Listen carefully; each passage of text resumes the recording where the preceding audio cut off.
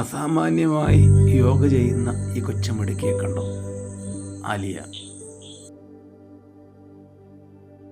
ഈ യോഗ ചെയ്യുമെന്ന് തിരിച്ചറിഞ്ഞിട്ട് ഒരു 2-1.5 വയസ്സിലാണ്.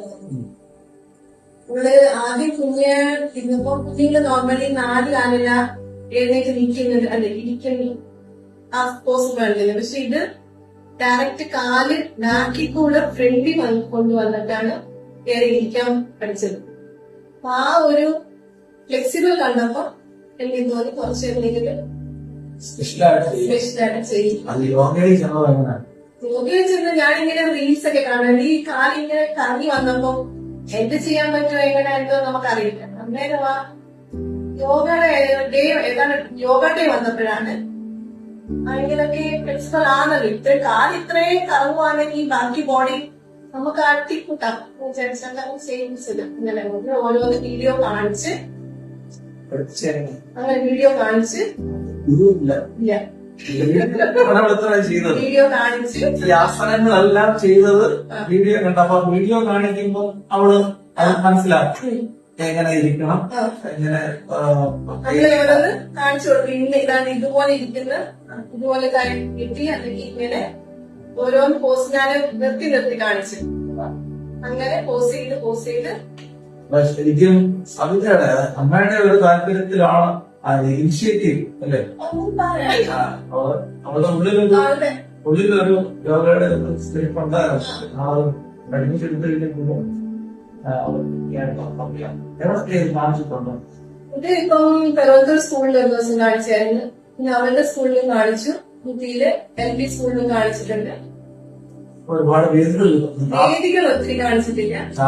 പോകണം. നാളെ ഒരു സ്കൂൾ പറഞ്ഞിട്ടുണ്ട്. ഒരുപാട് സ്ഥലങ്ങളില് മോളെ കുറിച്ച് അധികം അറിയത്തില്ല.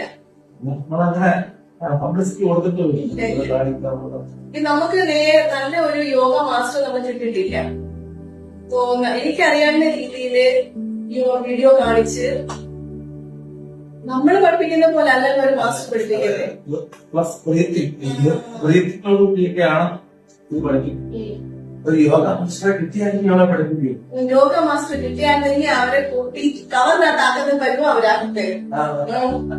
അങ്ങനെ ഞാൻ കേട്ടിട്ടുണ്ട്. കുഞ്ഞുങ്ങള് എത്ര ഒടിച്ച് മടക്കുക അതുപോലും ഒടിച്ച് മടക്കി അവർ തരും. ഫ്ലെക്സിബിളാ. യോഗ ചെയ്തതിന് ശേഷം ഇവളുടെ ഇവളുടെ ഒരു സ്പെഷ്യൽ സ്റ്റുഡന്റ് ആണ്. ഇപ്പോഴാണ് ഇവളൊരു സ്പെഷ്യൽ സ്റ്റുഡന്റ് ആണെന്ന് തിരിച്ചറിഞ്ഞത്. ഇത് ജനിച്ചിട്ടൊരു നമ്മുടെ ഏതാണ് ഏത് കാറ്റഗറിയാണ്? അന്ന് മുതല് മോള് സ്പെഷ്യൽ പരിഗണനയിലാണ്. അപ്പൊ അങ്ങനെ ആയിരുന്ന കുഞ്ഞിന് ഇത് പഠിപ്പിക്കും പാടുണ്ടാവുമോ എന്ന് ചോദിച്ചു. പഠിച്ചിട്ടുണ്ട്. അത് ഞാൻ പോലും ചെയ്തിട്ടില്ല, എനിക്ക് അറിയിട്ടില്ല.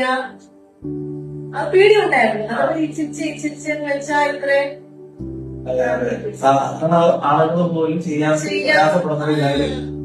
പക്ഷെ അവൾ എല്ലാവരെക്കാളും പഠിക്കാനുള്ളത് അവർക്ക് ഇത് ചെയ്യുമ്പോ അവർക്ക് ഭയങ്കര ഹാപ്പിയാണ്.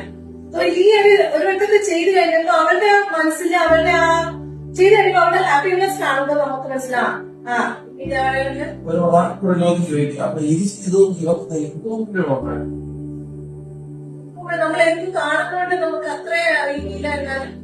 കാണുന്നത് പറയും യോഗയിലൂടെ അവർക്ക് ഇതിന്റെ അവരുടെ പ്രയാസങ്ങൾ മറികടക്കാൻ കുറച്ചുകൂടെ ഒരു അറിയോ മറ്റ്, അതായത് നമ്മളൊന്ന് തട്ടിച്ചു നോക്കും മറ്റ് താമസിക്കുന്നവർക്കുള്ളേക്കാൾ കുറച്ചുകൂടെ വ്യത്യാസമുണ്ട്.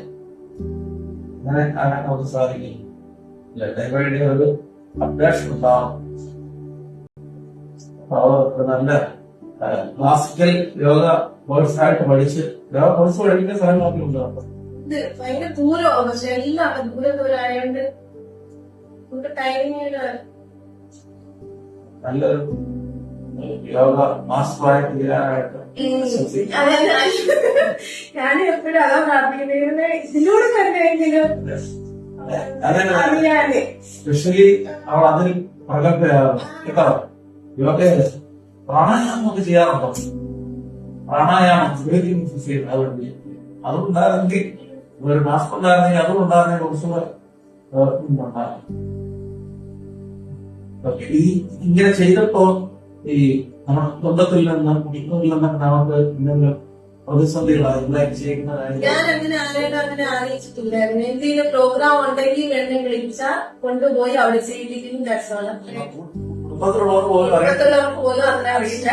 അല്ല അതിനകത്ത് വഴക്ക് പറയുമ്പോ അങ്ങനെയുള്ളത് പേടിയുണ്ടാകും. ആദ്യമൊക്കെ നല്ല പേടിയായിരുന്നു. പിന്നെ ഞാൻ പിന്നെ അത് അങ്ങോട്ട് അത് ഞാൻ മറികടണം.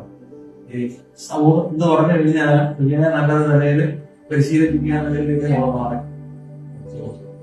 അപ്പൊ ഇപ്പം അവർക്ക് അഭിപ്രായം ഉണ്ട്. അതുകൊണ്ടൊന്നും പറയാൻ എല്ലാവരും ഭയങ്കര അഭിപ്രായം. ചെയ്യാനും ചെയ്യിപ്പിക്കാനും ഒക്കെ ഭയങ്കര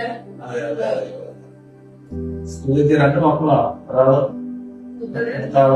പഠിക്കുന്നത്, കളയാളാണ് അനിയൻ. അവര് നമ്മുടെ സ്ഥലത്തില് അനിയുടെ ആവശ്യം ഉണ്ടായെങ്കിൽ ഇഷ്ടപ്പെട്ടാൽ നമ്പർ